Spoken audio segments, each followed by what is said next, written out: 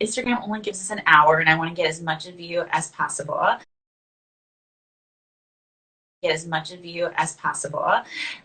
So the first question, just giving us a little, as little as or as much about your queer platform to uplift our queer femmes in the community. So if you want to just tap into that as much or as little as you want, that'd be great. Sure. Yeah, Such a broad question. it is. So I'll start with my social identities then. Okay. I love my transgender, Southeast Asian, immigrant, and multiracial social identities. Yes. I knew that I identified as a girl when I was little as I could remember. And then my parents, who are so loving and supportive, sent me to this all-boy school through high school. They were like, oh, well, maybe it's just a phase. Wow. It was not a phase. They're so funny. Yeah. Were you vocalizing as a little child that you were a girl, and then they sent you? Oh wow. Okay. Okay. Sorry. Continue. Okay. Like I knew it felt different. And it's so funny looking through all of my childhood pictures now. My mom always put me in a rainbow pair of leggings, and I always posed like, it was so funny. Yeah. You're just being yourself from a child. Yeah. I tried, and then I came out to my parents when I was in high school. Uh-huh. And I thought I was gay, to be honest. I didn't know trans back in the day. It wasn't even a thing. That was such a long time ago, and now it's such a popular topic that people want to talk about. Yes. And then I had my gender reassignment surgeries done in 2008 Okay. and never looked back, like literally. I think I was in my survival mode, trying to figure out how I fit in with the world that really demands conformity. And I feel different and trying to blend in, trying to survive, trying not to stand out so much. And then I had my surgeries, and then I started working with children, and then I moved to the United States and just lived my stealth life as a woman. Yes. Yeah. And then I think I'm entering my thriving phase, actually through burlesque. Yes. Because I get to re-examine my core values and then decided to, you know, use my identity as part of my art and just explore what it means to me to be trans in this world. Yeah, so that's been my journey. That was a beautiful, I think, consolidation of such a big, long journey. So thank you. And I just totally realized, because I'm excited and nervous, that I forgot to do your intro, because I do have an intro for you. So I'm going to do that real quick. Yes, of course. Apologies for not doing that. I was like, I'm missing something. Okay, so I'm going to kind of backtrack a little bit. Just for everyone who's joining now, I'm going to do a little intro of who our wonderful guest is this afternoon. So Crocodile Lightning is an award-winning international burlesque performer based in Chicago and originally from Thailand. She's electrifying with her elaborate storytelling, costuming, and energy. She was this year's Queen Ambassador for the inaugural Noir pageant, and she continues to be a pioneer of kindness, transparency, and personal truth, which I feel like that personal truth, you just, that's how you just started just now, just completely letting us in so quickly, and that's what I think has always drawn me to you, is just your, just your transparency and your authenticity and your willingness to be vulnerable. And so I don't think that intro was needed, because you already just introduced yourself. Wow. from that quick answer, but thank you. Thank you, Bessie. That was such a beautiful intro. Oh, and I resonate with you too. Your openness is so beautiful. And I so appreciate that in people. thank you. And I think Man, your intro was so lovely. And when I was a teenager, right, Mm-hmm. it was so funny. Um, I didn't have that teenage angst. It was more Mm-hmm. like anger Mm-hmm. at injustice. But I Mm-hmm. couldn't quite understand that at the time, so I was very ashamed of being who I am. So I don't think I want to live in that place anymore. It was not Yes. fun. Like it Yes. served a purpose. Like it really Mm-hmm. pushed me to work towards compassion and self love. Mm-hmm. But it's not a fun place. Like, despite my trans identity, I'm such a fun, weird, quirky person. So I don't want to stay there anymore. Well, I have always experienced you and seen you as someone who's very light and very, yeah, lifted. But I think that's only possible because you understand the depth of like how like dark or not dark but like deep that one can be, like kind of like that grunginess that you can be in. Yeah. And but because you understand that you went through that, you know the depth of like how light you also want to be. So I feel like that makes sense that you went through that journey of originally starting there and then making a conscious choice to like, no, I'm going to choose this other path because this honors who I am more. Yeah. I, Oh, exactly. yeah. Exactly. I feel like it's non-negotiable to live my truth. I know everyone says it and it's so cliche, but I don't know. Like when you tap into your own power and your gift Mm-hmm. and you know exactly why you're here, Mm-hmm. like why would you limit yourself, Yeah. right? With your fear. I don't know. I mean, no, absolutely. That I mean, I love like kind of this trajectory of this conversation already because it is the funniest experience to go through. Like just like belittling yourself, not honoring who you are, all those things. Like, what is making me do those things, you know? And at the root of it is fear and identifying where that fear came from, the story behind the fear, all that kind of personal journey. But, you know, I think one thing that I've always believed in the context of burlesque is that it's the work you do off stage that really helps you to, you know, be like a really amazing performer on stage, you know? And I feel like you have done the work, you continue to do the work, and that's why you shine the way you do when you Mm, perform. thank you. Thank Yeah. you.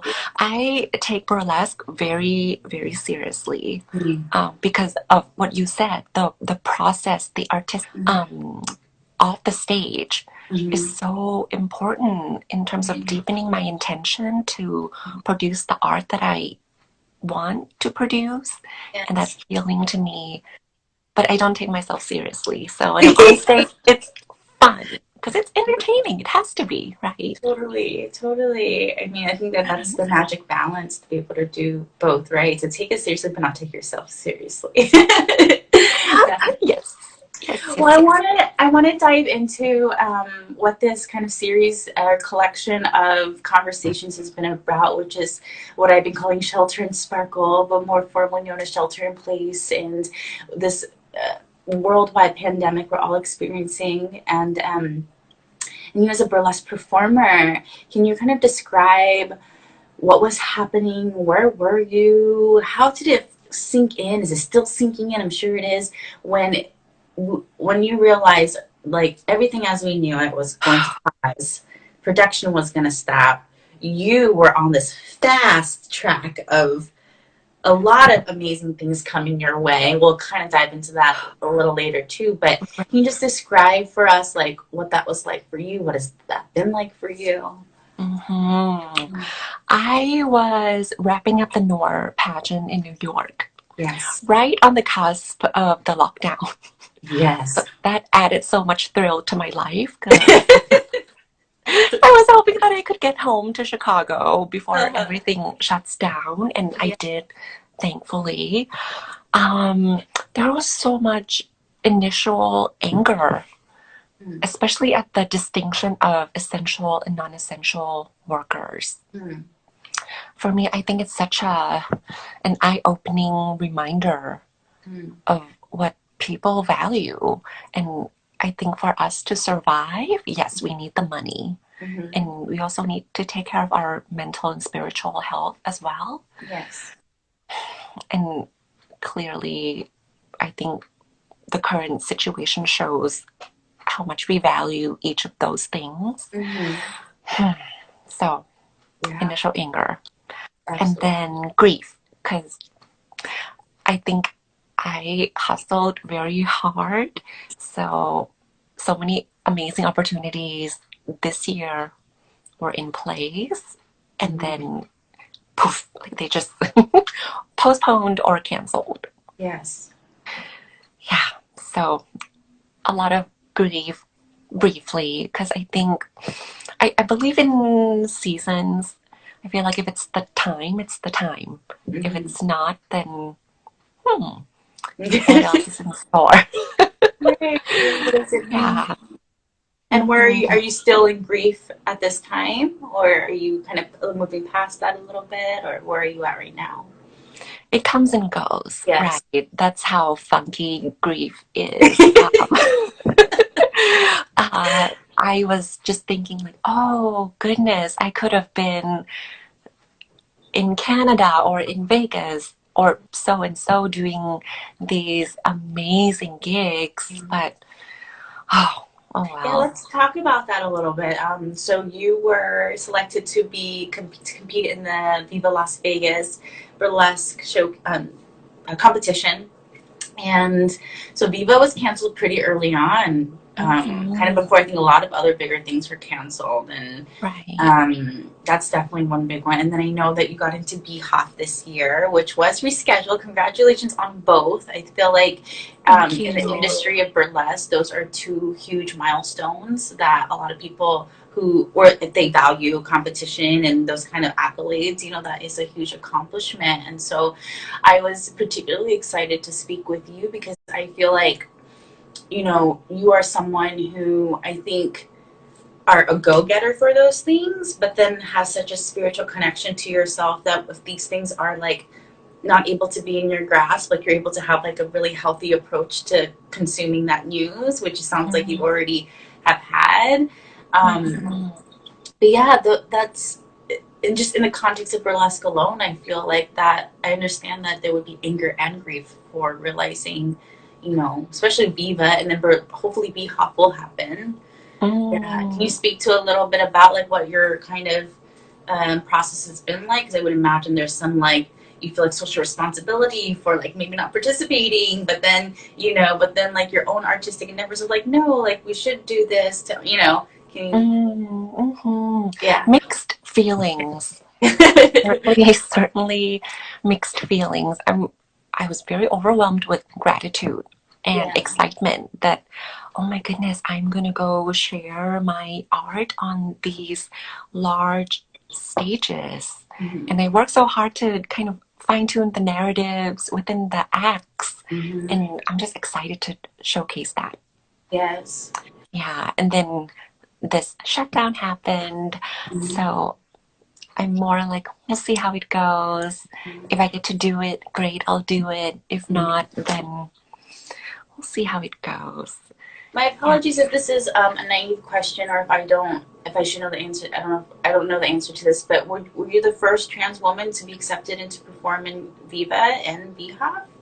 Have there been Um, other folks? I believe that last year, another trans performer was either competing or in the Thursday Oh, showcase. beautiful. Okay, beautiful. Yeah, Beautiful. All right. right. I just, it's amazing to see BHOF, specifically BHOF. I've never been to Viva. I don't know too much about Viva, but to see it diversify and grow and honor all kinds of human beings, it's been a Mm-hmm. beautiful thing. That's exciting, That is right? exciting. Yeah, Super. Yeah, to make it it's super clear. exciting. I know, but then it shouldn't be exciting, I know. right? Can we talk about that? I feel like it should just be the norm that I know. that it's just diversity because it's more fun. Yes, it is. It is, and Yeah. it's more. It's just. I think this is as simple as that. It's just more fun. Yeah, absolutely. When it's more diverse and when you can see yourself, on the stage, or I feel like whenever I see someone who's performing on stage, where I'm like, oh, I see a part of myself in that. That's so important. That visibility. And It really is. yeah, It yeah, really, really is. And when I started burlesque, I didn't come out per se because I want to be Crocodile Lightning, a burlesque performer, yeah, not Crocodile Lightning, a trans performer. Because yes, I really want to do my art and do it well. yes, Yeah, yes. so I don't know how much of my social identity of being a trans woman play into getting accepted or into those festivals. Right.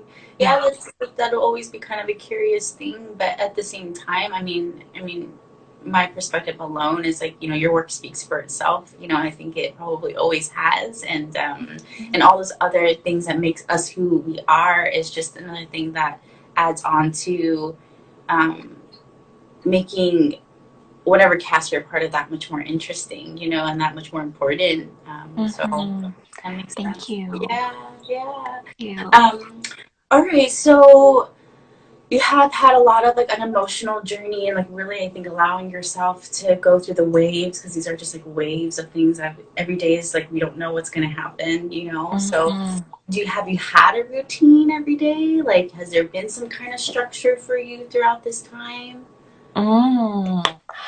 I try to establish some routine just to keep things a little bit more structured. Mm-hmm. But from what I'm seeing on the internet, so I'm so in awe of how people have different ways to regain a sense of mastery during this uncertain time. Whether it's doing TikTok challenges, which I have not mastered, or cooking or anything. Yeah. Right? Just so appreciative of that intuition that each person has. Mm, Um, I I take this time as an introvert as like a recharging time, yeah. and I give myself a mini challenge every day. So Okay. that's been my fun activity to do like more of a difficult things that I normally don't have time Mhm. to invest in. Yes. Like yesterday, I made brownies and I was challenging myself, like, oh, how many teaspoons of bourbon can I put? So I added like half a cup. It turned out great. They're fun. They're fun Yeah, challenges. it was so fun. Yeah. And also, because I practice loving kindness and compassion. So I kind of up my game a little bit, Yeah. trying to send warm wishes and love to people that I don't normally vibe with. Mm, Yeah, because compassion is it's funny. It's easy to do relatively for people whom you love. So during this challenging time, I think about people who have wronged me in the past and not to blame them, and yes. then try to forgive them and send them love and all those things. Continuing that, that's like some really, really deep, challenging work, to look at that. That's so interesting you say that because I feel like that's kind of coming up for me too, and I think this time is a funny time where in our minds will convince us that it's oh my god the end of the world, right? And when it's like that mentality, we're like, oh, we got to reach out to everybody or like all that, I'm surprised more people haven't like reached out to me in weird ways. But in terms of Mm, like, because I was like prepared to go, oh my god, if this person reaches out to me, like that boundary is crossed just because there's a pandemic. What am I gonna do? Or right. but yeah, I love that you're working on that because that's just gonna make you even more lighter. you know? Yeah, Oh, I was thinking, oh, I have this time, and it's been yeah, on my to-do list. yeah, So might as well yeah. do it. Mm. And I don't know. I love just giving myself little challenges here and there. Um, Another one is practicing mindfulness without sitting down to meditate. I try to add little drops of mindfulness here and there to make it like a little burst of joy throughout the day. Yeah. I enjoy stretching now. Yes. Before, it used to be out of necessity because I think it's part of the maintaining the well-being of my body when I Yes. perform almost every night. But now Yes. I get to feel joy We of parts that are stiff, and I get to like be curious about it. I'm like, oh my goodness, why are you so stiff? Let's mm. send you all the love and let's Yeah. get windy and I, flexy. I love it. It's just almost like this self-examination and curiosity that you're having with yourself in these little moments Yeah. throughout the day. It's, I have to say, I did a little Googling of you, and I found this amazing article from the Chicago Voyage, some media that you did with them, and I loved learning about your name. Oh, Crocodile Lightning. Do you mind sharing? You don't have to if you don't want to. People can look it up that's themselves. okay. I feel like it totally makes sense when you're the way you are. It's like the embodiment of that play. Oh. Crocodile Lightning. That, can you tell us a little bit more about your name and where that came from? Sure. At the time, I work with children and families as a therapist during the day. And a 3-year-old at the time, she just called her brother your crocodile lightning, and they're doing this pretend play, which is fabulous. Mm-hmm. And then I thought, oh my goodness, that's such a beautiful name, and I want to use it. And then I asked her for permission, like, hey, can I use it? I didn't tell her for what. Yeah. I just love the innocence. Yeah.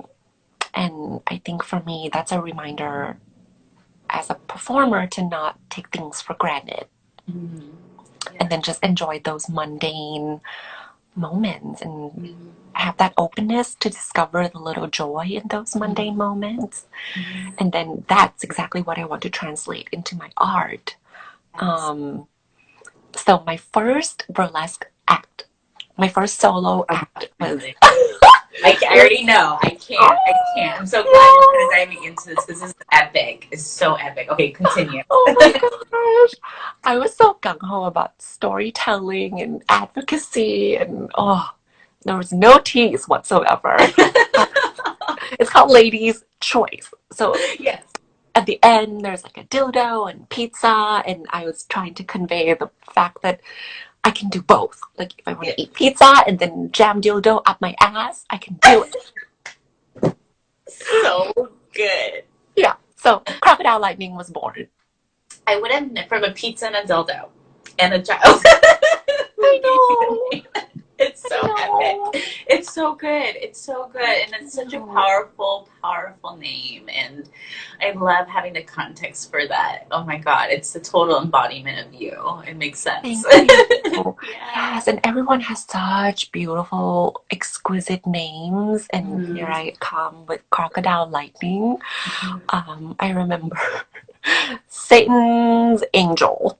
Yes. Mhm. Satan was like, "Your name is Crocodile Lightning?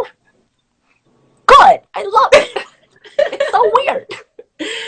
It's so, I mean, gosh, it's only a child can make that up, right? The imagination of a child, truly. And that's where the play comes in for, yeah. I love it. I love it so much. Thank you. Thank you so much for that. I do kind of want to shift a little bit of gears and dive into some. I know that a lot of your family's in Thailand. Mm-hmm. You're in Chicago. Can you talk a little bit about what it's been like for you and how you stay connected to like family and friends through this time? 'Cause I know family is very important to you, and you're Mm-hmm. close and connected to them. So, Yeah. what has that been looking like for you? Everyone's doing well, so that was lovely, and I'm thankful for that. And we FaceTime pretty much every day. Even pre-corona, my mom and I always FaceTime, and we just set our phone there, and I would just be cooking, and she would be Yeah. working. So we continue our routines. It's difficult for them to stay at home, so they're adjusting to, yeah. Reality. Right. And I'm speaking from a very privileged perspective where I get to keep my day job, so I have more mental capacity to, you know, connect with my family and Yeah. do all those things. Yeah. And you're like traveling on site to work as an essential worker as well. Like you're going. It got shifted, so now it's more providing mental health support on the phone. Oh, indeed, indeed, that makes sense. Okay, for sure. Yeah, Mhm. healthcare is. I work in healthcare right now too, so Yeah. it's interesting like how things have shifted just remotely, and there's so many things you can do remotely, even in Right. healthcare and behavioral healthcare. So Yes. yeah, beautiful. Well, I'm glad your family is doing well, and I love that your reality isn't too shifted. It sounds like you've always sustained like a connection via the Zooms and lives and iPhone Right. FaceTime. So that's great. Thank you. I Yeah. had to really work on unpacking my worries for some of the families that I serve on my caseload and Yeah. to really understand that, you know, if there's going to be a population who's very resilient and knows best how to survive, that would be my population that I Mm-hmm. serve. Like the all of my lovely trans femme folks in homeless shelters, all of my moms and toddlers in homeless shelters. Like Mm-hmm. they got this, and I really have to trust in their resiliency too. Yeah. Yeah. Yeah. Beautiful. Yeah, I think I love. I think it's a really good reminder. It's like I think there is so much worry of each other, and it's almost at the same time. It's also trusting that we'll take care of ourselves as well as best as we can, and that fine Mm, balance of trusting that yeah, I always think, oh my God, my parents, like, no, my parents have like their own God or universe looking after them, and I don't have to do everything myself, so that right. makes sense. Yeah, that's a beautiful reminder. Hmm. Yeah. I feel like we find ways to calm our little inner caregiver down Yeah, a little bit. Hmm. yes. Yeah. Otherwise, you'll get depleted and you won't have anything to give, so, Hmm. um, Yes. Yes, I'm just yes, gonna yes. add some hearts here because I know. So what's so funny about Instagram Live too is like I wish we could switch places, like where you're on top and all the comments were on my face, Oh, because I don't that's like this okay. stuff. But I'm just gonna put some hearts there so that it kind of transitions out. Um, Oh, so speaking of like live and all this kind of virtual experiences, have mm. you performed via Instagram Live or Zoom or any of this fun digital platforms that people have been doing? And you have? How's I that been? have. Yeah. It's so strange. It's very humbling because I know that my strength is getting that connection with live human audience, and that just flavors my performance in a very delicious way. Yeah. So I did one performance through Zoom Mm-hmm. and I did not stretch. So when I was moving, there's like the sound of my bones and joints like Oh my God, that's so amazing. if I could give a tip to any performer who would like to perform live, Yes, stretch. please. Stretch. Stretch. Yes. Yes. Totally. Yeah. I know, Hmm. and it's such a and the camera is intimate in a different way too. So Right. yeah, And then that kind audience was making sounds like, yeah. And I'm just like, oh, oh, so you you need to can pay hear me this more. too? Oh, you can hear. Oh, because Zoom, I guess you can hear. Whereas Instagram Live, you can't hear anyone else who's watching. Interesting. I haven't done Zoom yet, so interesting. Oh, very Yeah, interesting. it And is very. then I know my strengths and weaknesses, so I'll continue to work inward on myself while letting other beautiful show ponies who are well versed in social media do their virtual events. Yeah. And I see a lot of beautiful work coming out from the Bay Area. Oh yeah, I know Sarge has been definitely a pioneer in keeping us all have something to be entertained by on a weekly basis. I know I saw Tito Bonina down in LA has like a weekly digital show that he's doing. Yeah, there's so many folks who have really stepped it up for people, so they have like a thing to do, and I know people have been very excited about it. But it's definitely after doing a few of them, it's definitely different, and Yeah. I just think, and having my conversations with so many other folks that I admire, it's like, I don't think it's you can't really consider it burlesque, but it is certainly something that can be fulfilling or an experience to be had during this time. Oh, Yeah, yes. yeah. Yes, I so honor how some people adapt and take actions, Yes. and then some people adapt by, staying inward and Yes. not doing things that they feel like they're supposed to do. So I Mm-hmm. think I have to check my guilt on that too and not rush to create content that I know that I'm not good at and I don't find joy in doing.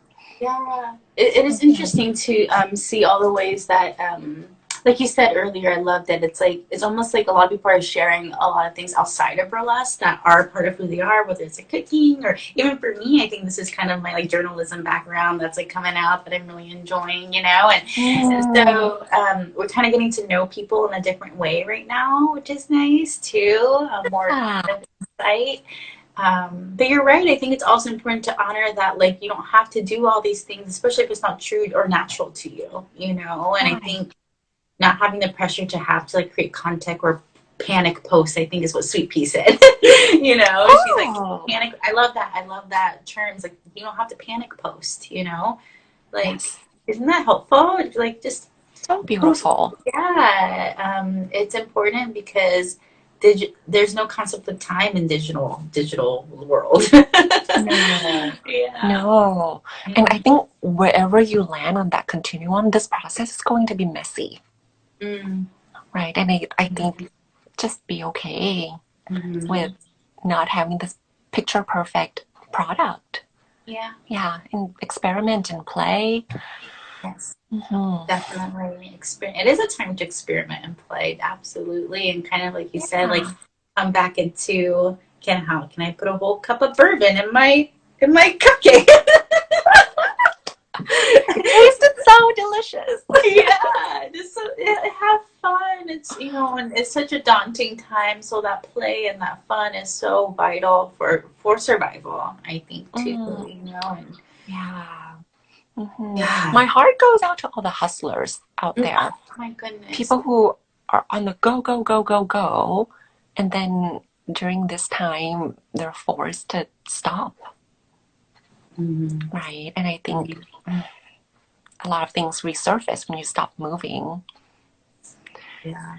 So, I feel like you're very connected to like the bigger truths around these small moments, mm, and I've definitely been reflecting on like the collective. Everyone has a different response to all of this, but yeah, the people who are very fast, and then we're all forced to just stop. The whole world is forced to stop. And do you have any like personal theories of like what this is all supposed to teach us or show us or reveal? mm, such a beautiful question. Hmm. I think, in the broadest sense, I think Mm-hmm. this forced rest time forces us to go deeper if we want to do Mm-hmm. that growth and learning, and then discover parts of us that we neglect, Mm-hmm. and then see the underlying light and beauty of those parts and Mm-hmm. see if it's ready to reemerge and be reintegrated into parts of yourself. Yeah. Yeah. Yeah. Like if you want to do that work, go for it. Right. Because I think through our experiences with our privileges and oppressions, there are parts of ourselves that get confirmed and parts of ourselves that get denied. Chills. Sorry. Oh, yeah. Yeah. So I think maintaining that openness and curiosity and go Mm-hmm. deeper. Mm-hmm. Yeah. I mean, it Yeah. is.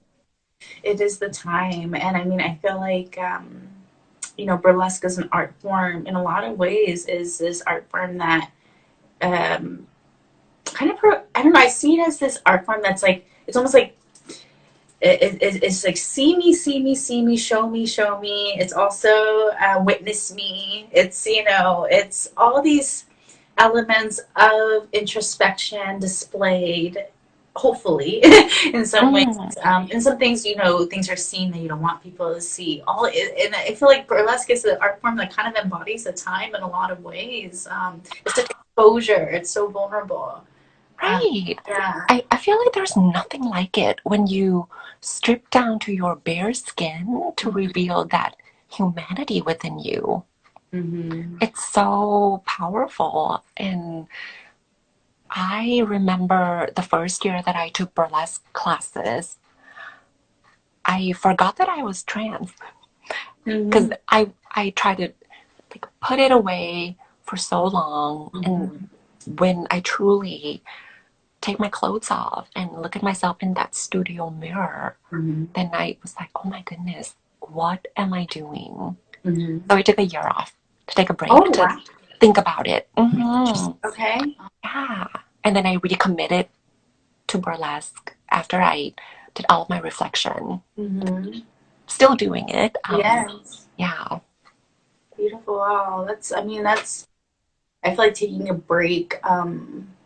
I've heard other people talk about it, where they feel like in burlesque it's almost like this weird, not no, but almost, yeah, I guess a no taboo to like almost pause and take a break because otherwise you're gonna be forgotten or you're gonna be, not relevant, or there's this like energy behind disappearing, or which is a valid fear, I would say, It like is. as any artist, you want to be remembered and known and seen and all those things, but it's kind of nice to see some people who are wearing the spotlight kind of take a step back and like know that they're doing their self-care, and that's what that looks like for them, and emerge when they're ready to emerge, or kind of retreat when they need to retreat. And it's almost this time Right. is giving us the permission to, I personally selfishly have enjoyed it a little bit. I really have. Mm-hmm. Yeah.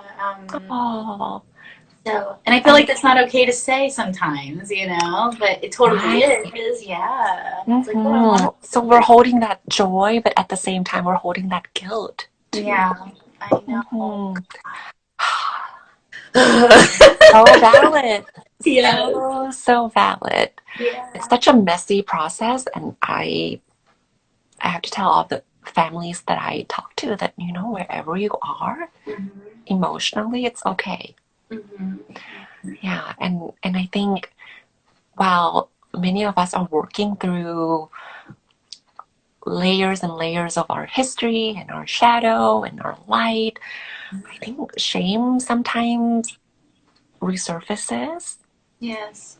Yeah. So I hope that everyone has someone who's trusting and trustworthy for them to Mm-hmm. process it together. You know, Yes. if not, write in a journal. Yeah. Do Mhm. those check-ins. Yeah. Yeah, I know. So, Crocodile, what has been like the biggest challenge for you? I feel like you're someone who's so self-aware, so gentle with yourself, or you just you just honor where you're at. What has been the most challenging part of this for you, apart from including the losses, in your burlesque career, that the things that has to stop or postponed or completely canceled? What has been hard for you about all of Mm-hmm. this? My professional worries go straight to domestic violence. Mm. This Mhm. isolation is such a petri dish for, you know, abuse and shame and all Yeah. those fun things. Um, on a personal level, um, I need to practice saying no. So Mm. many people have reached out and wanting to check in, Yes. Yeah. and I'm just so enjoying my time. Yes. Yeah, Beautiful. that I need to say, I'm doing okay. I'm Mhm. enjoying my time. Mhm. And I think by reconnecting with you, it takes away from my resource. So can we reconnect when I'm ready? Yes. And just tell that person that, you know, Yeah. that's hard because I know they have such beautiful So hard. intention. It's so hard. Yeah. Oh my God. Mhm. One of the hardest things to do, to Right. advocate for yourself, to protect your Hmm. energy. Yeah. Yes. Yeah. Yes. So it's such a good practice for me to implement that and own it. Yeah. Own it. I hope people are respecting it too. Right. That's a full circle when you're able to like practice that, and then it's you get the response of that respect. That's always nice. Yeah. I agree. How Yeah. about for you, Bessie? Can I interview you? Oh. No, sure. It's a conversation. Absolutely. Hardest part for me, I think the hardest part in a lot of ways is uh admitting and allowing myself to acknowledge that I am enjoying the break. I think I'm someone who really I love technology. I always have. I love creating content. I love exploring whatever things to express beyond like just burlesque too. And sometimes I have to kind of pause and be like, okay, am I creating this just to create and to have something out there, or am I really doing this for myself? You know, and I mean, at least these conversations that I've been doing has absolutely been really selfishly for me to like be able to talk to folks that I admire, you know, and so that's been so wonderful. But yeah, just allowing myself because you know I'm pretty new in burlesque, but I've been kind of on a really fast hustle, just like putting myself out there too. And sometimes I would have this existential like cry, like, what is success in burlesque? You know, what does that mean? Yeah. And I still don't know what that means because a part of success for me is being being financially supported by what I do, you know. So in some ways, I was like, oh, I'm so glad I don't have to spend that money on that festival, or like I got the plane ticket back, and kind of you know, acknowledging like gratitude for the successes that I've had, but also kind of being like, oh, actually, some of that success was causing me stress, you know. You know, And success is so expensive. Yeah, it's so expensive. So, yeah, I'm grateful. I have a day job, and a job came right when shelter in place happened, which was like a blessing for me for my bank account, but also stressful in the terms of my health because I work in healthcare and we have COVID at our place and all that stuff. But you know, I feel very, very blessed, and similarly to you, it's been a very I've been just trying to be just notice, really, my mind, my body, yeah, a lot of notice. Wow, that's beautiful. I resonate with that guilt. And I find it so interesting. I think this culture in the US, you value independence so much, right? But when it's time to put your self care first, Yeah. before you do collective care, there's so much guilt and shame around it. Absolutely. It's almost like it's not okay to abandon yourself. You know, it's almost like when you take care of yourself, it's like abandoning yourself in this weird way. It's like you have to like abuse yourself to success. It's like this weird. I know it's messed up. You gotta torture your way to joy, right? Yeah. And also, I just wanted to kind of backtrack and thank you for acknowledging, I think, the trauma that comes from isolation, particularly to domestic abuse. And that's been another reflection I've had too, as formerly married to someone who was very abusive. Like, oh my God, I can't imagine being in that marriage and having this going on. It would have been a complete layer of fear, you know, of really, you know. So, and I think that's a reality for a lot of people in the world right now too, being forced to stay in. And have heard that echo from other folks who have had similar experiences. So, thank you for acknowledging that. I think it's super important. Yeah. All right.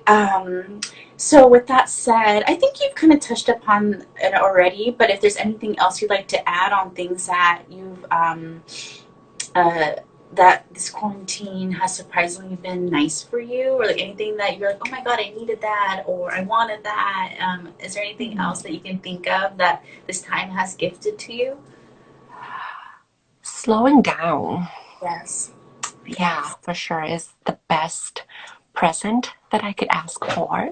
Yeah. And it forces me to just delight in whatever I do, doing the dishes or calling someone. Like, I'm very intentional about spending my energy on each and every little thing that I want to do. Um, so I think I just reassess what I value, and if whatever I'm doing is in alignment with my values. Yeah. So that's the best gift. Yeah. The best gift I could ask for. Beautiful. Yeah, not having to do things based on any other reason, but just solely on because it's in alignment with who you are. Yeah. Right. Well, that is freedom, I think. It Yeah. is freedom. Mhm. It is. Yeah. And just reminds me of how much I miss performing. Yeah. Mhm. Well, speaking of performing, we have about 10 minutes left in Yeah. this. And one of the questions that I like to ask, and you don't have to have an answer for it if you don't, but is there a particular act that you would love to do first as soon as you have a stage to perform at live? Oh, hopefully it'll be Beehive, right? I hope Yeah. so. Any act, anywhere, anytime, before 8 p.m. preferably. Just a time any preference. any act really. Yeah. I've been enjoying kind of polishing the acts that I have in my current repertoire in terms of rewriting the narratives that I have for each act and kind of rediscovering what each one means to me particularly. So each act feels so new right now. Mhm. So any act would do. I Yes. love it. That makes sense. Yeah. Awesome. Well, Crocodile, I really, really, really appreciate your time and your energy and your wisdom and your presence for gifting us with all of your words and thoughts this afternoon. For anyone who's watching, if you have the means to, please tip our wonderful guest. Information is pinned on here. This conversation will be edited and available on YouTube later this week after I do a little bit of editing to make it more presentable on YouTube platform. So you can always refer to this beautiful gem of knowledge from Crocodile at a later date. Crocodile, I love you. I'm so grateful that like Mm, I was able to like thank you for being someone who thank you just for being someone who like someone like me can approach and be like, hey, can I talk to you? And you being like, yes. So I really just appreciate your time so much and everything you had to thank say today you. just filled my cup tenfold. So thank you. Wow. Thank you for using your talents Oh, and create this platform and be a megaphone of all the light in the world that we need. Thank you. Thank you for doing this. yeah, thank you. We have a comment from someone that says Crocodile absolutely adored when you shared that first act I saw you perform and was inspired by the simple joy of finding a Kit Kat in your purse. Has there been any surprise joy for you lately? Uh, Ooh. I can scroll. yeah. Oh, Yeah, sorry. If anyone has like a question or two, we have a few minutes. And I guess Pretty's question: has there been any surprise joy for you lately? Yeah, that's a great I'm question. gonna go full on Asian Snow White mode. I What's I hang up a bird feeder uh-huh. on my little humble porch, and I Uh-huh. just enjoy like taking care of the birds and hear them sing. Yes. Oh, my mom said I was so ridiculous, but they're just so cute and Do you yeah. sing to them? A little bit? That's wonderful. I love that. So That that's is, my new surprise oh, joy. Like what a great I love question. them. I love that. I can totally see you being totally electrified by finding a Kit Kat in your purse. Oh my gosh, Yeah. yes. That's so true. Like I always carry snacks in my purse. I Yeah, love and that Kit Kat sparked that idea of a new act. That was my first time performing at Hubba. That was Oh, so really? fun. Hmm. Wow. Yeah. And Emily Was was there taking pictures. was it your all red with the boots, the red boots? Is that That your, no, you performed at Hubba before. yellow, purple, Mm-hmm. back in July of, Yes, I remember when you first came through. yeah, Mm-hmm. Yeah, beautiful. What a great question. Thank you. Thank you thank for that you. question. We have a few minutes. If anyone else has a question, you totally can hop in. But if not, I will let Wonderful Crocodile go. Thank you. Thank you Thank again. you. This is so wonderful. I can't wait to see you again. I hope it's at EHOP if it's all clear for us to go. And um, I absolutely admire you and look up to you so much. So thank you for being who you are. Thank you. I feel the same about you. You. All right. So Mhm. everyone, thank you so much for tuning in and listening in. Again, this will be available at a later date, and it'll be, I'll do a post about it so you guys can find a link to it. Crocodile, I love you. Please be safe. Take care. And I hope to talk to you again soon. I love you too. Take care, Bessie. Thank you. Bye, everyone. Bye. Bye.